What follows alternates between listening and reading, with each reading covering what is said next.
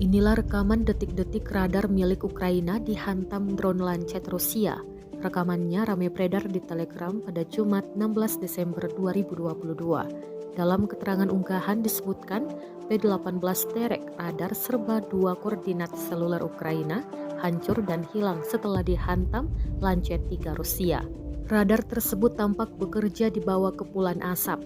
Setelah terdeteksi pasukan Rusia, serangan Lancet segera diluncurkan. Dampak kehancuran dan ledakan dahsyat juga terekam kamera drone. P-18 atau Terek adalah radar VHF-2D yang dikembangkan dan dioperasikan oleh bekas Uni Soviet.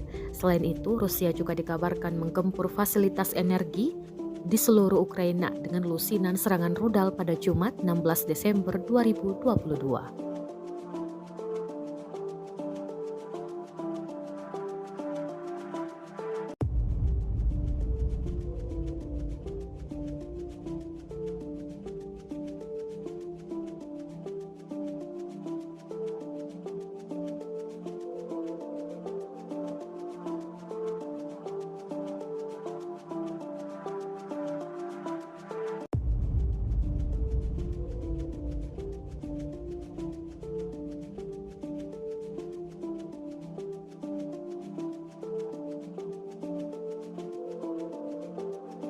Terima kasih sudah nonton.